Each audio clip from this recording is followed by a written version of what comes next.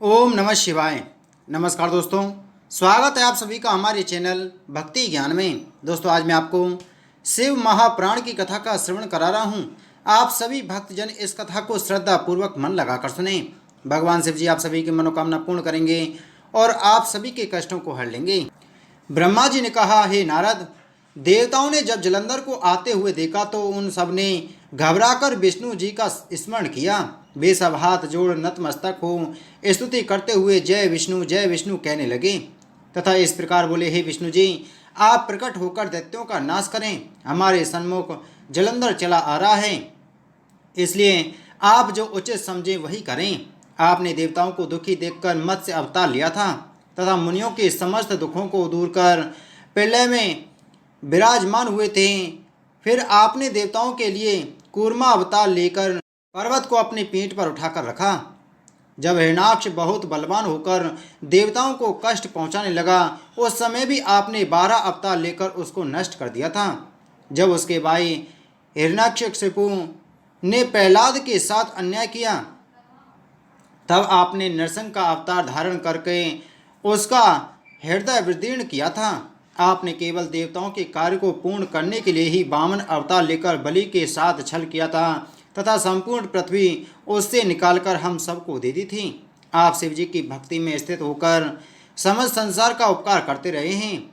जिस समय रावण ने शिव जी के वरदान से ऊंची पदवी पर पहुंचकर सबको दुख पहुंचाया, उस समय आपने रामचंद्र के रूप में अवतरित होकर शिव जी से बाण प्राप्त किया था तथा उसी बाण द्वारा आपने रावण को मार डाला था। फिर आपने कृष्ण अवतार लेकर पृथ्वी के भार को उतारा। हे विष्णु जी, आप कलयुग में कल की अवतार लेकर सब मलेच्छों को नष्ट करेंगे। इस समय ऐसी अब आप हमें अपने पीत वसन की झलक क्यों नहीं दिखाते? आप शीघ्र ही हमारे दुखों को दूर कीजिए, क्योंकि आप स्वयं कष्ट सहकर भक्तों को आनंदित करते हैं। इसी प्रकार देवताओं ने विष्णु जी की बड़ी स्तुति की। जो कोई इस स्तुति को सुनता है वह कभी कष्ट नहीं पाता। हे नारद, विष्णु जी ने देवताओं की ऐसी स्तुति सुनकर अब यह जाना कि देवताओं पर इस समय कुछ दुख पड़ा है, तो वे तुरंत उठकर गरुड़ पर आरूढ़ हुए। उसमें लक्ष्मी ने विष्णु जी की ऐसी शीघ्रता देखकर पूछा, हे नाथ, इस समय इतनी शीघ्रता से आप कहाँ जा रहे हैं? तब विष्णु जी ने उन्हें यह उत्तर दिया, हे लक्ष्मी, तुम्हारे भाई जलंधर ने देवताओं पर आक्रमण कर दिया है, इसलिए हम उनकी रक्षा तथा दैत्यों से युद्ध करने के लिए जा रहे हैं। लक्ष्मी ने यह सुनकर जलंधर के प्रेम के कारण कहा, हे प्रभु, आप मेरे भाई जलंधर को किस प्रकार मारेंगे? विष्णु जी ने कहा, जलंधर बहुत बलवान एवं पराक्रमी है, वह हमारे मारने से नहीं मरेगा। वह रुद्र का अंश है तथा ब्रह्मा के वरदान से देवताओं को कष्ट दे रहा है, परंतु इस समय यदि हम वहाँ नहीं जाएं तो हमारा भक्त वत्सल ना मिट जाएगा। यह कहकर विष्णु जी वहाँ से चल दिए। उन्होंने शंख, चक्र, गदा, असी एवं बाण धारण किए तथा गरुड़ को तैयार कर शीघ्र ही वहाँ जा पहुँचे जहाँ जलंधर था। उस समय गरुड़ ने अपने पैरों को इस प्रकार फैलाया जैसे वायु मेघों को उड़ा देती है। उससे अत्यंत दैत्य उड़ गए। तब जलंधर ने वायु द्वारा दैत्यों को दुखी देखकर अत्यंत क्रोध किया और सिंह के समान गरजता हुआ विष्णु जी के पास जा पहुंचा। अस्तु विष्णु जी तथा जलंधर में युद्ध आरंभ हो गया। दोनों ओर से असंख्य बाण चले। वे बाण आकाश में इस प्रकार छा गए जिससे कुछ भी दिखाई नहीं देता था। विष्णु जी ने जलंधर के रथ के घोड़े, छत्र, ध्वजा तथा धनुष को काटकर शंख ध्वनि की और क्रोध में भरकर एक बाण जलंधर के हृदय में मारा। यह देखकर जलंधर ने अपनी गदा गरुड़ के सिर पर दे मारी। गरुड़ उस गदा की चोट ना सह सके और धरती पर गिर पड़े। तब विष्णु जी ने निर्भय होकर अपनी असी द्वारा उस गदा को काट दिया। यह देखकर जलंधर ने क्रोधित होकर विष्णु जी के हृदय पर अपने घूंसे का प्रहार किया। अनेक प्रहार के दाव पैंच हुए, परंतु दोनों में से कोई भी नहीं हारा। तब विष्णु जी ने बादल के समान गरजते हुए कहा, हे जलंधर, हमने तेरे समान वीर तीनों लोकों में नहीं देखा। तेरे इस पराक्रम से हम अत्यंत प्रसन्न हैं, इसलिए हमसे इच्छा अनुसार वरदान मांग ले। हे नारद, राजनीति का यही मुख्य तात्पर्य है कि किसी भी युक्ति से अपना मनोरथ पूर्ण किया जाए। अस्तु जलंधर यह सुनकर विष्णु जी से बोला, हे विष्णु, मैं आपसे यही वरदान मांगता हूँ कि आप मेरी बहन लक्ष्मी सहित मेरे घर में आकर रहें। इसी प्रकार समस्त देवता भी मेरे अधीन होकर मेरे घर में वास करें। जलंधर का यह वरदान मांगना सुनकर विष्णु जी अत्यंत दुखी हुए तथा उसका कहना मानकर लक्ष्मी सहित उसके घर में निवास करने लगे। ब्रह्मा जी बोले, हे नारद, जलंधर ने तीनों लोकों पर विजय प्राप्त कर देवताओं के स्थान पर दैत्यों को नियुक्त कर दिया तथा समस्त राजाओं को जीतकर अपने अधीन कर लिया। उसने संसार के संपूर्ण बहुमूल्य रत्न तथा अद्भुत वस्तुओं को अपने अधिकार में कर लिया। फिर उसने सब देवपालों को बुलाकर अपने नगर में प्रजा के समान बसा दिया। उसने इंद्र से ऐरावत हाथी छीन लिया तथा उच्च श्रवा अश्व भी उसकी अश्वशाला में आ पहुंचा। कल्प वृक्ष भी उसके आंगन की शोभा बढ़ाने लगा। इस प्रकार जो मुख्य मुख्य वस्तुएं थीं, जैसे वरुण का छत्र, प्रजापति का रथ तथा अनल का अंकुश, उन सबको छीनकर उसने अपने अधीन कर लिया। इसके पश्चात उसने दया एवं धर्म पूर्वक संपूर्ण प्रजा का पुत्र के समान पालन किया, इसलिए वह दैत्यों में अद्वितीय गिना गया। उसके राज्य में किसी को कोई कष्ट नहीं था। चारों वर्ण अपने अपने धर्म तथा आश्रम में स्थित थे। कोई मनुष्य अकाल मृत्यु नहीं पाता था और न वहाँ किसी मनुष्य के हृदय में पाप ही उत्पन्न होता था।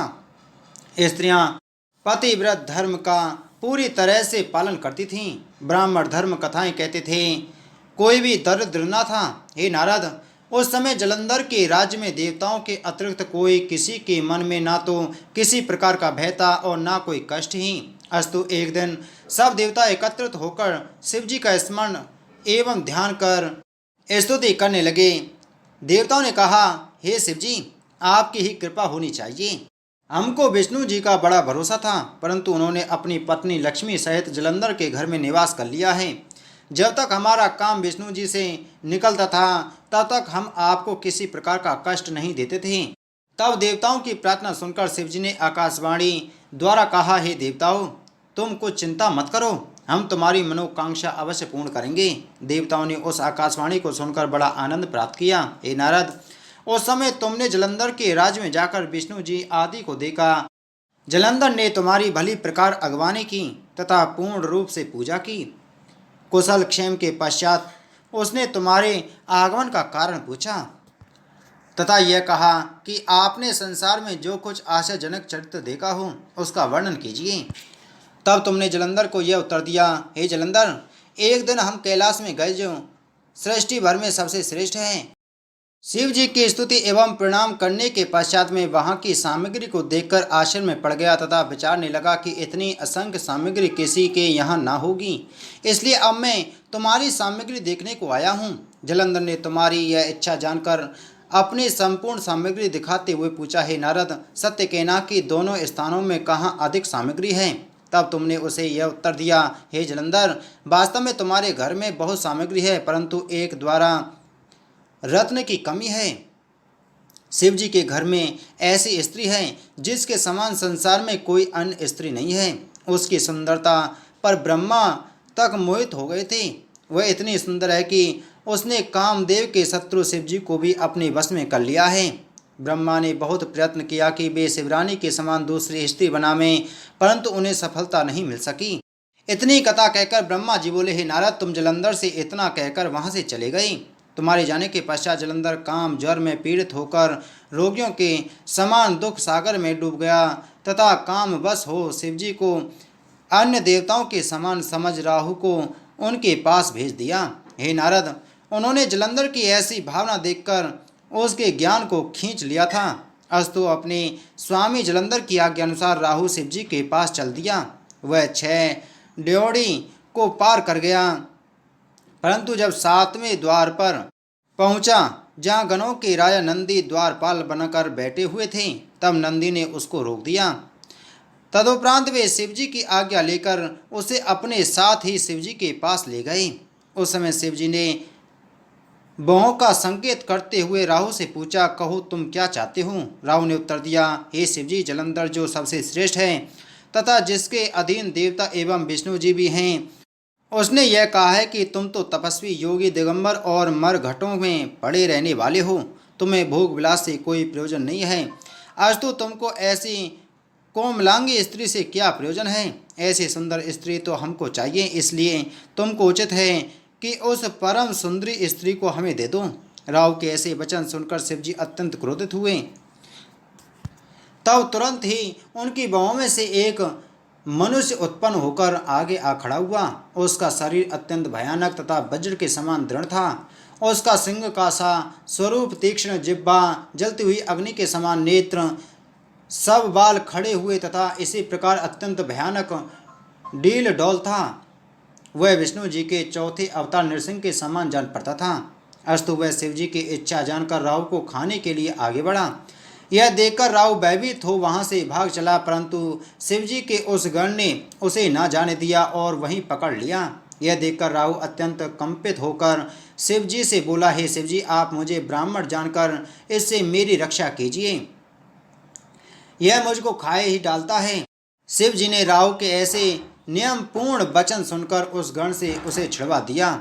उस समय गण ने राहु को छोड़ शिव जी के पास जाकर यह विनय की, हे प्रभु, मैं बहुत भूखा हूँ, आज तो आप मेरे लिए कुछ भोजन बतला दीजिए, मैं भूख की आग से जला जाता हूँ। यह सुनकर शिव जी ने कहा, यदि तुम इतने ही भूखे हो तो अपने हाथ एवं पाँव को खा डालो।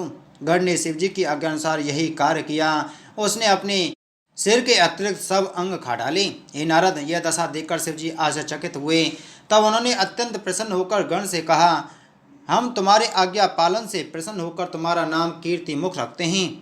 अब तुम ही हमारे द्वारपाल होंगे। जो व्यक्ति पहले तुम्हारी पूजा न कर लेगा उसको हम स्वप्न में भी दर्शन नहीं देंगे। हे नारद, उस दिन से कीर्तिमुख गण शिव जी के द्वार पर द्वारपाल के रूप में रहते हैं। कीर्तिमुख की पूजा किए बिना शिव जी की सब पूजा व्यर्थ हो जाती है। अस्तु राहु जब कीर्तिमुख के हाथ से छूटकर भागा तो वह कैलाश पर्वत के एक गड्ढे में ऐसा गिरा जिससे उसका अंग भंग हो गया।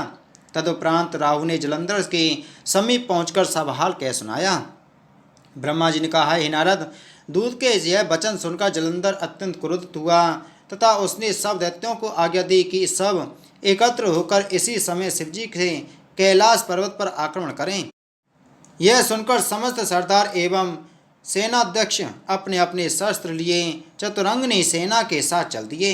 उस सेना में 1 करोड़ दैत्य, 500 कबंध तथा 100 कुल धूम, चल, कालक, ध्रुव, मुरज और कालनेमी आदि को आज्ञा देकर जलंधर स्वयं भी घर से जलता भुनता हुआ निकला। उस समय उसकी पत्नी ने उसे बहुत समझाया तथा हाथ जोड़कर उसे मना करते हुए यह कहा कि हे स्वामी, शिवजी से युद्ध करके अब तक कोई नहीं जीता है। देवताओं के सबसे बड़े सहायक विष्णु जी तुम्हारे घर में ही हैं, अतः तुम वहां न जाओ। परंतु जलंधर ने मृत्यु के वशीभूत होने से उसकी एक भी बात नहीं मानी और वह उसी प्रकार क्रोध में भरा हुआ चल दिया। ये नारद, जब मृत्यु आती है तो बुद्धि भ्रष्ट हो जाती है। जो मनुष्य चलने के समय स्त्री, ब्राह्मण आदि का आदर नहीं करता वह फिर लौट कर नहीं आता। अस्तु सबसे आगे शुक्र, फिर जलंधर तथा उसके पीछे समस्त सेना चली। पहले तो जलंधर को राहु दिखाई दिया, फिर मुकुट सिर से गिर गया।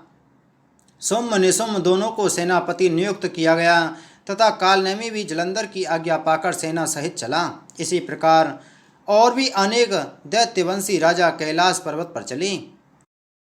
जब जलंधर सेना सहित नगर से कुछ दूर बाहर पहुंचा तब विष्णु जी ने देवताओं को बुलाकर यह कहा कि अब हमारे कष्ट दूर होने का समय आ गया है, इसलिए तुम सब गुप्त रूप से शिव जी के पास जाकर जलंधर के आक्रमण का समाचार कहो। विष्णु जी के उस आदेशानुसार देवता छिपे छिपे शिव जी के पास पहुँचे तथा स्तुति करने के उपरांत उन्होंने शिव जी से जलंधर के आक्रमण का समाचार पूरा पूरा कह सुनाया तथा जलंधर के वध की इच्छा प्रकट की। शिव जी ने जब देवताओं के मुख से यह समाचार सुना तो हंसते हुए कहा, हे देवताओं, अब तुम सब लोग धैर्य धारण करो, तुम्हें कोई कष्ट न होगा। यह कहे उन्होंने विष्णु जी को बुलाकर पूछा, हे विष्णु जी, तुमने जलंधर को क्यों नहीं मारा तथा बैकुंठ छोड़कर उसके घर में वास क्यों किया। शिव जी के ऐसे वचन सुनकर विष्णु जी ने उत्तर दिया, हे शिव जी, जलंधर बहुत बलवान है, वह कोटि यत्नों से भी नहीं मर सकता। वह आपका अंश है, इसलिए उस पर किसी भी शस्त्र का प्रभाव नहीं होता। मैंने उसके साथ बहुत युद्ध किया परंतु वह किसी प्रकार भी ना मरा। उसकी मृत्यु आप ही के द्वारा होगी। अस्तु अब आप ही कृपा करके उसको मारें। आप आकाश से लेकर पृथ्वी तक के स्वामी तथा तीनों गुणों से पूर्ण हैं। यह सुनकर शिव जी बोले, हे विष्णु जी, जलंधर हमारे अंश से उत्पन्न हुआ है, इसलिए हम उस पर त्रिशूल नहीं चला सकते तथा त्रिशूल के अतिरिक्त जो भी हमारे पास अस्त्र हैं उनका जलंधर पर कोई प्रभाव ना पड़ेगा। इसलिए हमने एक उपाय सोचा है कि तुम सब अपना अपना तेज हमको देते जाओ। उस तेज से हम एक शस्त्र का निर्माण करेंगे और उसी शस्त्र द्वारा जलंधर को जलाकर भस्म कर देंगे। यह सुनकर मैंने, विष्णु जी ने, इंद्र ने तथा समस्त देवताओं ने शिव जी को अपना अपना तेज दे दिया। हम सबका वह तेज एकत्रित होकर अत्यंत प्रज्वलित हुआ। तब शिव जी ने उसमें से एक शस्त्र बनाया, उसका नाम सुदर्शन चक्र रखा। वह चक्र कोटि सूर्यों के समान प्रकाशवान एवं अग्नि के समान प्रज्वलित था। सुदर्शन चक्र के बनाने से जो तेज शेष रह गया उसे शिवजी ने वज्र बनाया। यह देखकर सभी देवता अत्यंत प्रसन्न हुए। हे नारद, इतने में ही जलंधर कैलाश पर्वत के समीप पहुंच गया। उसने पर्वत की एक कंदरा में सेना सहित डेरा डाल दिया। तब सब देवता उसे देखकर छिपे छिपे अपने स्थानों को, जहाँ वे पहले वास करते थे, चले गए। शिव जी के गणों ने दैत्यों की सेना के आगमन के पूर्व ही शिव जी को समाचार दे दिया था कि दैत्य सेना अब आना ही चाहती है। इसलिए शिव जी ने अपने नंदी, गणपति एवं वीरभद्र को यह आज्ञा दी कि तुम अन्य गणों सहित जाकर दैत्यों से भली भांति युद्ध करो। शिव जी के गण यह आज्ञा पाकर वहां से चल दिए तथा पर्वत के नीचे उतर आए। ब्रह्मा जी ने कहा, हे नारद, शिव जी के गण उनकी आज्ञा पाकर जय शिव, जय मृत्युंजय कहते हुए प्रसन्नतापूर्वक गाते बजाते हुए दैत्य सेना से लड़ने को चल दिए। वहां पहुंचकर दोनों ओर से भयंकर मार काट शुरू हो गई, जिससे पृथ्वी कांपने लगी। दोनों ओर से हर प्रकार के शस्त्रों का प्रयोग किया गया। युद्ध स्थल अस्थि, मांस तथा रुद्र से पूर्ण हो गया। जो दैत्य गणों के हाथ से मारे गए उनको शुक्र ने पुनः जीवित कर दिया। जब गणों ने फिर दैत्यों की सेना का वध किया तो शुक्र जी ने उन्हें फिर जिला दिया। इसी प्रकार गणों ने अनेक बार दैत्यों का वध किया, परंतु शुक्र ने फिर उनको जीवित कर दिया। निदान गणों ने कोई उपाय न देख दुखी होकर शिवजी के पास जा सब वृतांत कह सुनाया और बोले कि अब हम दैत्यों से युद्ध न करेंगे, क्योंकि हम दैत्यों को मारने में असमर्थ हैं। हे शिवजी, यह काम आप स्वयं ही करें। गणों के मुख से ऐसे वचन सुनकर शिवजी क्रोधित होकर बोले, यह कार्य शुक्र मृत्युंजय मंत्र पाकर कर रहा है। अस्तु उसी समय शिवजी के मुख से कृत्या नाम की एक स्त्री प्रकट हुई। उसका स्वरूप अत्यंत भयानक था। उसकी डाढ़ें बड़ी भयानक पर्वत के समान थी। ऐसे स्वरूप से प्रकट होकर वह शिवजी की सेना के साथ युद्ध स्थान में आई। वह महाभयंकर नाद करती हुई दैत्यों का भक्षण करने लगी। तब दैत्य उसके स्वरूप को देखकर तथा उसके पराक्रम से भयभीत होकर भागने लगे। इसके पश्चात कृत्या शुक्र को अपने गुप्त अंग में दबाकर उड़ गई तथा सबके देखते देखते आंखों से ओझल हो गई। शुक्र को कृत्या द्वारा उड़ा ले जाने पर दैत्य लोग बड़े भयभीत हुए और उसकी सेना में हाहाकार मच गया। उस समय वे इधर उधर भागने लगे। हे नारद, तब शिवजी के गण प्रसन्न होकर दैत्यों को चारों ओर से घेरकर सिंह के समान गर्जना करने लगे। दैत्य भागकर चारों ओर फैल गए। दैत्यों की यह दशा देखकर शुंभ, निशुंभ तथा कालनेमी तीनों सेनापति अत्यंत दृढ़ता के साथ गणों का सामना करने लगे। अंत में उन तीनों ने शिवजी के गणों को बहुत बुरी तरह से मारकर दुखी कर दिया, जिससे वे हार मानकर वहां से भाग चले। इतने में गणपति, नंदी, वीरभद्र आदि ने सब गणों को रोककर धैर्य देकर बुला लिया। फिर दोनों सेनाओं में युद्ध छिड़ गया। कालनेमी तथा नंदीगण, गणपति तथा शुंभ और वीरभद्र तथा निशुंभ परस्पर लड़ने लगे। वे सभी युद्ध भूमि में अपनी वीरता का प्रदर्शन करने लगे। वीरभद्र ने निशुंभ के हृदय में तीक्ष्ण बाण मारा, जिससे निशुंभ धरती पर गिर पड़ा। वीरभद्र ने जो ही यह चाहा कि उसे सांग से मार डाले, इतने ही में शुंभ ने उठकर वीरभद्र पर बड़े क्रोध से अपनी सांग का आक्रमण किया, जिससे वीरभद्र घायल होकर पृथ्वी पर गिर पड़े। नंदी ने कालनेमी के शरीर पर 7 बाण मारे, जिनके लगने से उसके रथ के पहिए, घोड़े तथा सारथी कट कट कर गिर गए। तब कालनेमी ने क्रोधित होकर नंदी के धनुष को काट डाला। उस समय नंदी ने धनुष फेंककर त्रिशूल चलाया, जिसके प्रहार से कालनेमी मूर्छित होकर पृथ्वी पर गिर पड़ा। जब उसे चेत हुआ तब उसने नंदी को उठाकर पर्वत के ऊपर फेंक दिया। अब गणपति तथा शुंभ लड़ने लगे। गणपति को मूषक पर चढ़े और शुंभ रथ पर सवार हुआ। वे दोनों इतने लड़े कि कोई भी युद्ध से विमुख ना हुआ। अंत में गणपति ने एक बाण शुंभ के हृदय में मारा तथा 3 बाणों से उसके सारथी को पृथ्वी पर गिरा दिया। तब सोम ने क्रोधित होकर गणपति पर 60 बाण छोड़े और गणपति के मूषक वाहन का सिर धड़ से अलग कर दिया। तब वे बिना वाहन के पैदल ही युद्ध करने लगे। उन्होंने अपनी सांग उठाकर सोम के ऊपर चलाई। सोम सांग के लगने से पृथ्वी पर गिर पड़ा और सब गण अत्यंत प्रसन्न हो जय जयकार करने लगे। हे नारद, यह देखकर ब्रंद नामक सोम का पिता में अत्यंत क्रोधित होकर गणपति के ऊपर बाणों की वर्षा करने लगा। तब गणेश जी तुरंत दौड़कर ब्रंद के पास जा पहुँचे। उनके साथ असंख्य भूत प्रेत कुष्मांड पिशाच भैरवगढ़ पैताल साकनी डाकनी योगनी आदि किल किल शब्द के अताड़ सिंह एवं हाथियों के समान नाद कर रहे थे। उन्होंने ब्रंद तथा सोम को सेना सहित विकल कर दिया। वीरभद्र की सेना ने दैत्यों को अत्यंत दुखी किया। उन्होंने अनेक दैत्यों को खाकर उनका रक्तपान भी किया। इतने में नंदी भी वहाँ आ गए तथा उन्होंने बाणों की ऐसी वर्षा की कि वे दैत्यों की ओर सर्प की भांति चली। उन्होंने दैत्यों की बहुत सी सेना नष्ट कर दी। कुछ दैत्य तो खा लिए गए, कुछ मारे गए, कुछ मूर्छित हुए, कुछ भाग गए तथा कुछ गिर पड़े।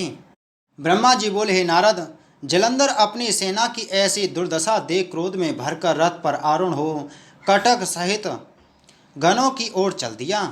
तब दैत्यों की सेना पुनः संभल कर युद्ध करने के लिए तैयार हुई। युद्ध के बाजे बजने लगे और दोनों सेनाओं में फिर घमासान युद्ध होने लगा। जलंधर ने आते ही बाणों की वर्षा की तथा 5-5 बाण गणपति और नंदी के तथा 20 बाण वीरभद्र के शरीर में मारकर सिंहनाद किया। उस समय वीरभद्र ने एक सांग जलंधर पर ऐसी चलाई कि उसके लगने से जलंधर मूर्छित होकर पृथ्वी पर गिर पड़ा। फिर उसने उठकर क्रोधित हो वीरभद्र के ऊपर अपनी गदा का प्रहार किया, जिससे वीरभद्र व्याकुल होकर पृथ्वी पर गिर पड़े।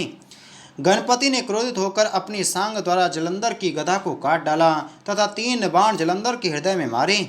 फिर 7 बाण चलाकर उसके रथ के घोड़े, ध्वजा, पताका तथा छत्र आदि को काट दिया। यह देखकर जलंधर ने अपनी सांग द्वारा गणपति को घायल कर दिया तथा दूसरे रथ पर चढ़कर वीरभद्र के पास जा पहुंचा और उनसे युद्ध करने लगा। तब वीरभद्र ने जलंधर का धनुष काटकर उसके मस्तक पर परिध से प्रहार किया। उस प्रहार से जलंधर पृथ्वी पर गिर पड़ा। थोड़ी देर बाद उसने सचेत होकर वीरभद्र के ऊपर परिध से ऐसा प्रहार किया कि वीरभद्र मूर्छित होकर पृथ्वी पर गिर पड़े।